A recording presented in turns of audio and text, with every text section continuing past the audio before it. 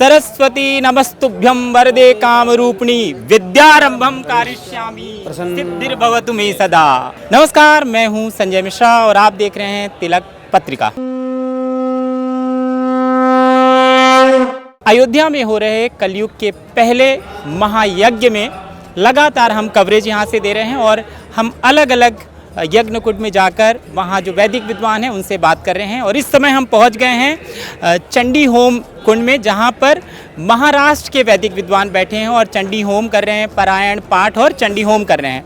इनसे जानेंगे, इनसे सुनेंगे एक्चुअली दुर्गा सप्तशती के अध्याय 5 में जहाँ माता सरस्वती की स्तुति की गई है, वो उनसे सुनेंगे और जानेंगे इनके यज्ञ कुंड की महिमा, इस महायज्ञ की महिमा, और ये जो वैदिक विद्वान हैं वो अपने आप को कितना सौभाग्यशाली मान रहे हैं इस महायज्ञ में सम्मिलित होके, और ये यज्ञ का पारायण खुद कर रहे हैं। आप सभी का बहुत बहुत स्वागत है। धन्यवाद। तो आप सभी का स्वागत है। और सबसे पहले आपसे अध्याय 5 का सरस्वती स्तुति जो दुर्गा सप्तशती में वो सुनेंगे। जी, एक श्लोक बताना चाहूँगा।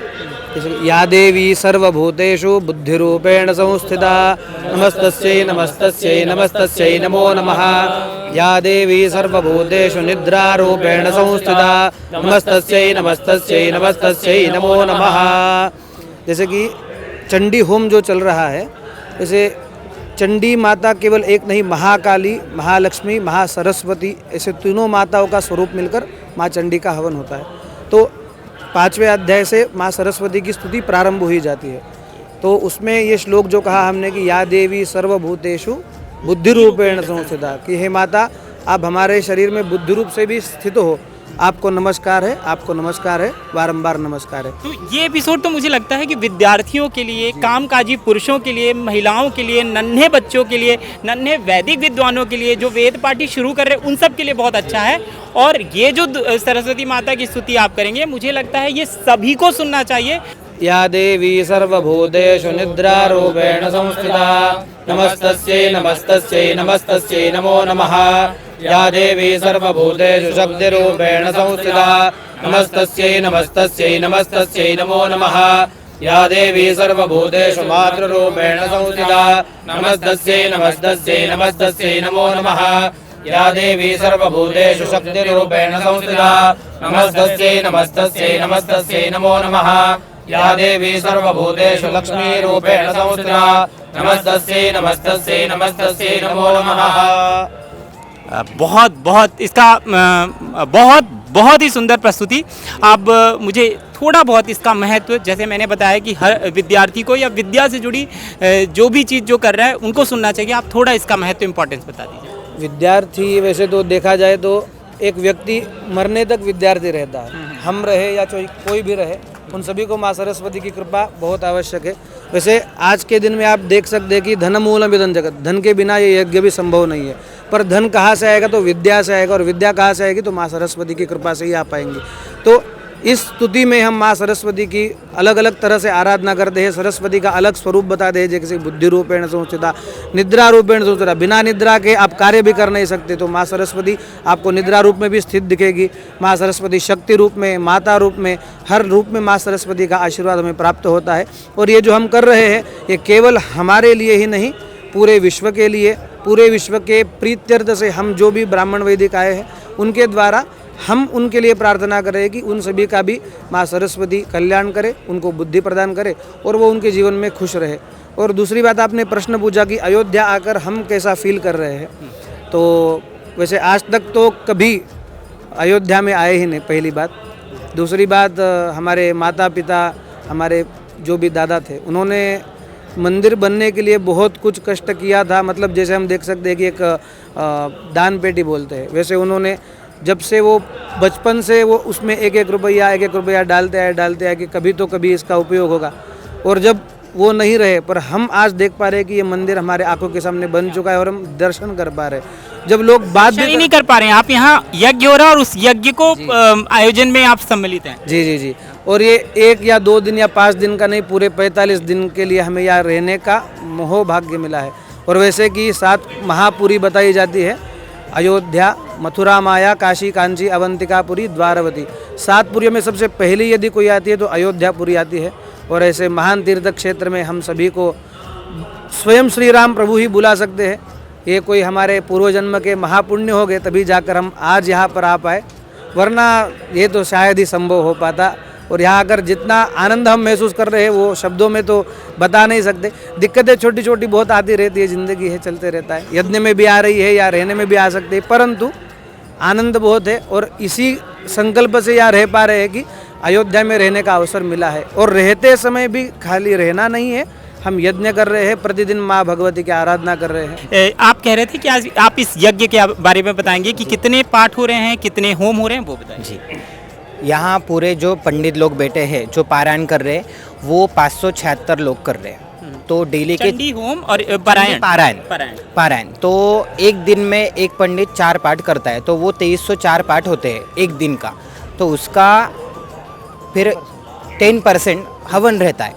तो अभी 4 कोने में, जैसे गुरुजी ने बताया, 4 कोनों पे 4 ये है, तो एक कोने पे 5-5 कुंड है, तो उस पे एक कोने में 30 जन बैठे हैं।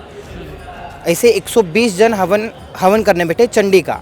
तो डेली के 2 हम पाठ का हवन करते हैं, तो उसके 240 पाठ का डेली का हवन हो रहा है यहाँ चंडी का।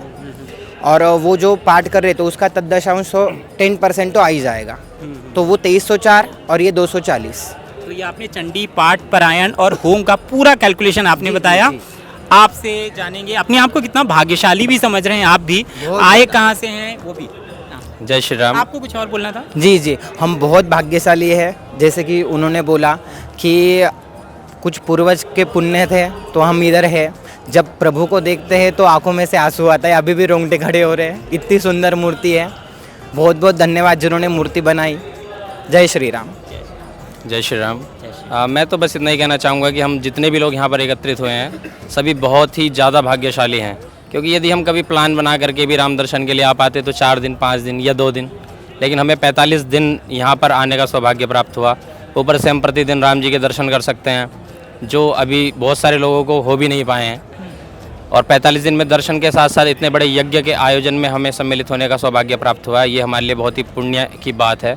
तो मैं बड़ा पुण्यात्मा हूँ और बड़ा धन्यवाद करता हूँ राम जी का भी कि उनकी नगरी में आकर हमें यज्ञ करने का सौभाग्य मिला। डेली दर्शन करने जाते हैं? मैं कोशिश करता हूँ डेली, लेकिन हमेशा तो नहीं हो पाता क्योंकि यहाँ पे भी रहना ही होता है। तो कितने बजे जाते हैं? क्योंकि सुबह से शाम तक तो यहाँ रहना रात्रि में 8:30 बजे आप जा सकते हैं, 9 बजे तक खुला रहता है राम मंदिर। आपको वीआईपी दर्शन मिल जाता है? हाँ जी, पास वगैरह बनवा लेते हैं। क्या बात है स्वामी जी, आपकी अपनी बात, कितना भाग्यशाली मान रहे हैं यज्ञ आप इसमें आयोजन में हैं। जय श्री राम। जय श्री राम। सबसे पहले तो मैं धन्यवाद देना चाहूँगा जिसने इस यज्ञ को करने का विचार किया। ऐसा यज्ञ करने का विचार आना ही बहुत बड़ी बात है। फिर सबसे बड़ी बात तो यही कि आज ये यज्ञ संपन्न हो पा रहा है। अयोध्या में आना हमारे लिए सौभाग्य की बात है। जब से राम मंदिर बना है तब से केवल विचार आ रहा था जाएंगे जाएंगे जाएंगे, कब जाएंगे कब आ पाते कुछ नहीं पता। इस यज्ञ के माध्यम से हम आ पाए हैं, इसके लिए अपने आप को बहुत बड़ा सौभाग्यशाली मानता हूँ। और सबसे बड़ी बात रही यज्ञ की, आजकल लोगों के मन में आता है कि यज्ञ क्यों करते हैं, अग्नि को हम क्यों घी डाल रहे हैं, उसमें क्यों हविष डाल रहे हैं, उसका क्या तात्पर्य है। तो मैं एक छोटी सी सूक्ति के माध्यम से बताना चाहूँगा। यज्ञो वही पुरुषः, जैसे पुरुष होता है, जैसे पुरुष भोजन करता है, वैसे ही हम यज्ञ के माध्यम से देवताओं को भोजन कराते हैं। अग्नि को देवताओं का वाहन भी कहा गया है। बहती इति वह्नि, जो किसी भी चीज़ का वहन करती है उसको वह्नि कहते हैं। तो अग्नि का पर्याय है ये।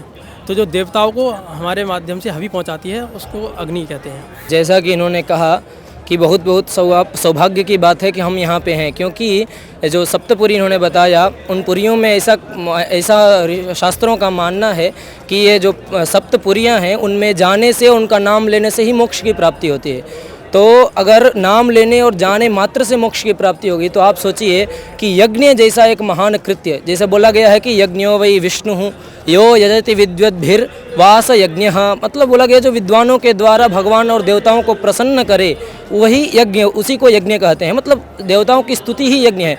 और वो स्तुति न केवल खुद के लिए करके, हमारे पूज्य श्री यनेमेंद्र गुरु जी जो आंध्र प्रदेश चिन्मय ट्रस्ट के संस्थापक हैं उनके द्वारा, और 2 ट्रस्ट जो कांचीपुरम ट्रस्ट है और अयोध्या ट्रस्ट है उनके द्वारा ये संचालित किया जा रहा है और लोक कल्याण के लिए किया जा रहा है। तो आप सोचिए कि जब नाम लेने से उन पुरियों में इतनी बड़ी मोक्ष की बात है, तो फिर उस पुरी में आके लोक कल्याण के लिए यज्ञ होगा तो उस यज्ञ का क्या महत्व होगा और मतलब क्या प्रभाव पड़ेगा लोगों पे, कितना अच्छा ये जो संसार अभी चल रहा है, जो अभी हमारा भारत देश जिस तरह से चल रहा है, कितना अग्रसर होगा और कितना आगे बढ़ेगा।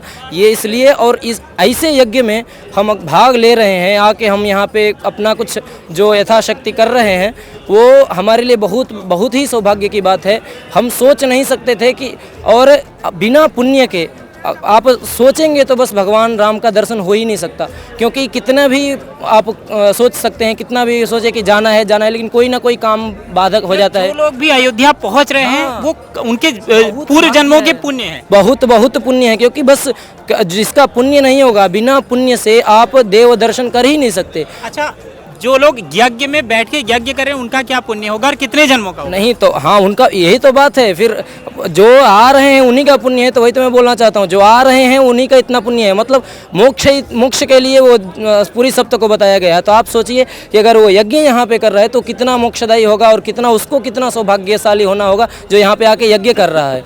तो बहुत बहुत ही सौभाग्य है हमारा, और इतना बड़ा महान यज्ञ 45 दिनों का चल रहा है यहाँ पे, वो बहुत बड़ी बात है। कलयुग में इससे पहले ऐसा चलने वाला यज्ञ जो बीच में कोई विघ्न ना आया हो, अभी तक चल रहा हो, अभी 18वां 19वां दिन है, तो हाँ 20 दिन हो गया। तो इस तरह से और इतने अच्छे तरीके से सबको संभालते हुए जो चल रहा है, संस्थापक जो हमारे हैं उनके लिए बहुत बहुत धन्यवाद। हमारा भी इसमें जो हिस्सा है उसके लिए हम बहुत बहुत सौभाग्यशाली हैं, बहुत बहुत आपका भी धन्यवाद जो ये लोगों तक पहुंचा रहे हैं। लोगों को इससे कुछ सीखना चाहिए, शिक्षा लेनी चाहिए, क्योंकि यज्ञ जो है ना वो देवताओं के लिए, मतलब हम देवताओं को खुद से कुछ नहीं दे सकते। जो अग्नि इन्होंने जैसे बोला कि वहति इति वह्नि, वो वहन करती है हर चीज़ों को और उन देवताओं को पहुंचाती है जिन देवताओं को हम यज्ञ करते हैं, जिन देवताओं को हम भाग्य देते हैं।